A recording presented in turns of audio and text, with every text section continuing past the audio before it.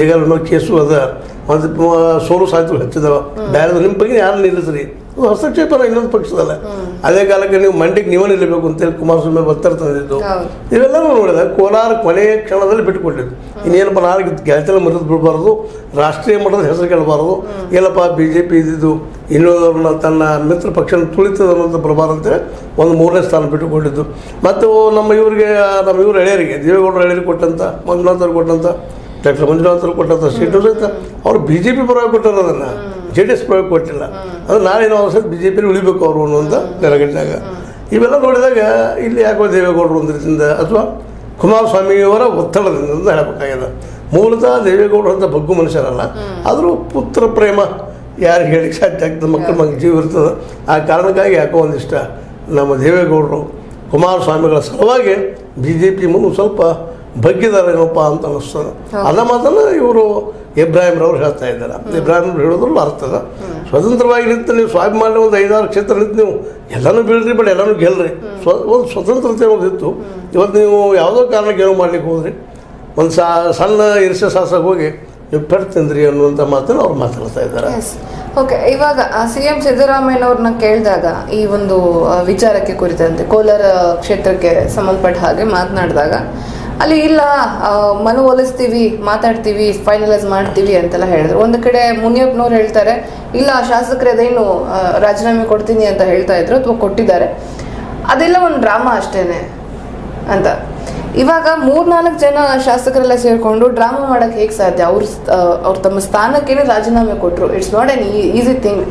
MLAಗಳು ತಮ್ಮ ಸ್ಥಾನಕ್ಕೆ ರಾಜೀನಾಮೆ ಕೊಡೋದು, ತಮ್ಮ ಕ್ಷೇತ್ರವನ್ನು ಅನಾಥವನ್ನಾಗಿ ಮಾಡೋದು, ಕೇವಲ ಒಬ್ಬ ವ್ಯಕ್ತಿಯನ್ನೇ ಟಿಕೆಟನ್ನು ತಪ್ಪಿಸಬೇಕು ಅನ್ನೋ ಕಾರಣಕ್ಕಾಗಿ ಎಷ್ಟರ ಮಟ್ಟಿಗೆ ಸರಿ ಅಂತ? ಅವ್ರಿಗೆ ಜವಾಬ್ದಾರಿಗಳಿಲ್ವಾ ಆಗಿದೆ? ಅವ್ರ ಕ್ಷೇತ್ರಗಳ ಮೇಲೆ ಪ್ರೀತಿನೇ ಇಲ್ವಾ ಅವ್ರಿಗೆ? ನೋಡ್ರಿ, ಅಧಿಕಾರವನ್ನು ಸುಲಭವಾಗಿ ಯಾರೂ ಬಿಟ್ಟುಕೊಡೋದಿಲ್ಲ. ಅವ್ರು ರಾಜೀನಾಮೆ ಕೊಡ್ತೀನಿ ಇದ್ದಾರೆ, ಕೊಟ್ಟಿದ್ದಾರೋ ಇಲ್ಲ ಕೊಟ್ಟ ಮೇಲೆ ಗೊತ್ತಾಗುವಂತ ಕೊಡ್ತೀನಿ ಅಂತ ಅಂದಿದ್ದಾರೆ. ಮುನಿಯಪ್ಪನವ್ರ ದೃಷ್ಟಿಯಲ್ಲಿ ಅನಿಸಿದಪ್ಪ ಅವ್ರಿಗೆ ಅಂದರೆ ಮೋಸ್ಟ್ಲಿ ಅವರು ಒಡ್ಲಿಕ್ಕಿಲ್ಲ ಅನ್ನೋದು ಅವ್ರ ದೃಢವಾದ ಭಾವನೆ ಆಗಿರ್ಬೋದು. ಬಟ್ ಅದು ಅಷ್ಟು ಸತ್ಯದ ಮುನಿಯಪ್ಪ ಹೇಳೋದ್ರಲ್ಲೇನು. ಯಾಕಪ್ಪ ಅಂತಂದ್ರೆ ಶಾಸಕನಾಗಿ ಆಯ್ಕೆ ಆಗೋದು ಅಷ್ಟೇ ಕಷ್ಟ ಅದ. ಅಂಥದ್ರಲ್ಲಿ ಅದು ಬಿಟ್ಟು ಹೋಗ್ತಾರೋ ಅನ್ನೋ ನಾಟಕ ನಡೆದು ನಮ್ಮ ತೆಗೆದಾಗೋಸವಾಗಿ ನಡೆಸಿದಾರೆ ಅಂತ ಅವರು ಅಂತ ಇದ್ದಾರೆ.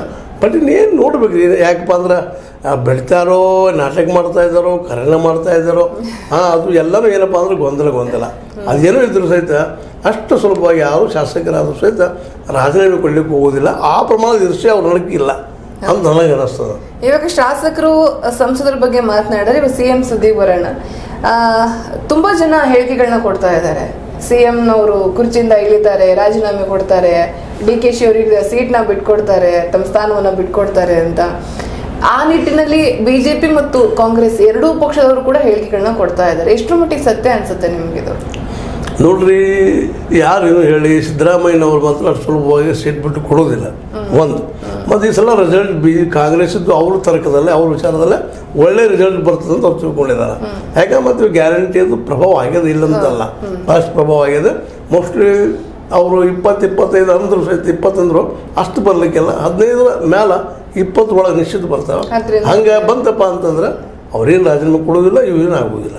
5 ವರ್ಷ ಫುಲ್ ಆಗೋದಿಲ್ಲ. ಅದು ಅದ್ರ ಕೆಳಗೆ ಬಂತಪ್ಪ ಅಂದ್ರೆ 5, 6, 4 ಬಂದೈತಪ್ಪ ಅಂದ್ರೆ ಅನಿವಾರ್ಯವಾಗಿ ಬಿಟ್ಟು ಕೊಡೋಂಥ ಪ್ರಸಂಗ ಬರ್ಬೋದೇನೋ ಇಲ್ಲ. ಮತ್ತು ಸೆಂಟ್ರದಲ್ಲೂ ಇವ್ರು ಪವರ್ಫುಲ್ ಇಲ್ಲ ಅಂದ ತಕ್ಷಣ ಯಾರು ರಾಹುಲ್ ಅದಕ್ಕೆ ಹೈಕಮಾಂಡ್ ಪವರ್ಫುಲ್ ಅಂದ್ರೆ ಅವ್ರು ರಾಜೀನಾಮೆ ಕೊಡೋದೇ ಇಲ್ಲ. ಯಾಕಂದ್ರೆ ಹೈಕಮಾಂಡ್ ಮೇಲೆ ಇರ್ತದೆ. ಹೈಕಮಾಂಡ್ ವೀಕ್ ಆಗ್ತಪ್ಪ ಅಂದ್ರೆ ಮತ್ತು ಇದ್ದು ಇಲ್ಲೇ ಮತ್ತು ನಾನು ಒಂದು 15-20 ಮಂದಿ ತೊಗೊಂಡು ಹೊಡ್ಕೊಂಡು ಹೋದ್ರೆ ಅವ್ರ ಪಾರ್ಟಿ ಪೂರ್ತಿ ಕೊಲಾಪ್ಸ್ ಆಗ್ತದೆ.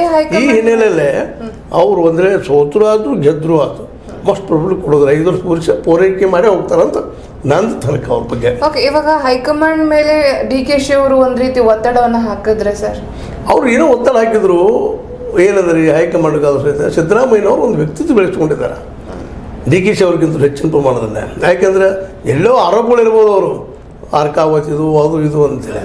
ಆದರೆ ಅದರಲ್ಲಿ ಅವರು ಏನಪ್ಪ ಅಂತಂದ್ರೆ ಆ ಅಫೆಂಡರಪ್ಪ ಅನ್ನುವಷ್ಟು ಮಟ್ಟಿಗೆ ಸಾಕ್ಷಾಧಾರಗಳಿಲ್ಲ. ಮತ್ತು ಜೊತೆಗೆ ಈ ಸಲ ಗೆದ್ದಿದ್ರಲ್ಲ ಅವ್ರದ್ದು ದೊಡ್ಡ ಪ್ರಭಾವ ಅದ. ಇಲ್ಲಂತೇಳಿ DK ಅವ್ರದ್ದು ಇಲ್ಲಂತಲ್ಲ. ಆದರೆ ತಾವಾಗಿ ಯಾವಾಗ ಬಿಟ್ಟು ಕೊಡ್ತಾರೋ ಸಿದ್ದರಾಮಯ್ಯನವರು ಆ ಸಂದರ್ಭದಲ್ಲಿ DKಶಿ ಅವ್ರಿಗೆ ಅಪೋಸಿಷನ್ ಹೇಳ್ತದಾವ. ಮತ್ತು ಇನ್ನೊಂದು ಏನಪ್ಪ ಅಂತಂದ್ರೆ ಈ ತುರ್ತದ ಸದ್ಯದ ಪರಿಸ್ಥಿತಿಯಲ್ಲೇ G. ಪರಮೇಶ್ವರನಾಗಿರ್ಬೋದು, ಸತೀಶ್ ಜಾರಕಿಹೊಳಿ ಅವ್ರಿಗಾಗಿರ್ಬೋದು, ಯಾರಿಗೂ ಆಗಿರ್ಬೋದು, ಇವ್ರಿಗೆ ಈ ಒಂದು ಮುಖ್ಯಮಂತ್ರಿ ಸ್ಥಾನ ಆಗಲಿ ಉಪಮುಖ್ಯಮಂತ್ರಿ ಸ್ಥಾನ ಆಗಲಿ ದೊರೆಯೋದು ಭಾಳ ಕಷ್ಟ ಅದ. ಯಾಕಂದ್ರೆ ಸಿದ್ದರಾಮಯ್ಯವ್ರು ಹಿಡ್ಕೊಂಡು ಹೋಗ್ತಾರೆ. ಬಟ್ ಸಿದ್ದರಾಮಯ್ಯವ್ರನ್ನ ಹೆಂಗೆ ಇಟ್ಕೊಂಡಾರಪ್ಪ ಅಂತಂದ್ರೆ ತಮ್ಮನ್ನು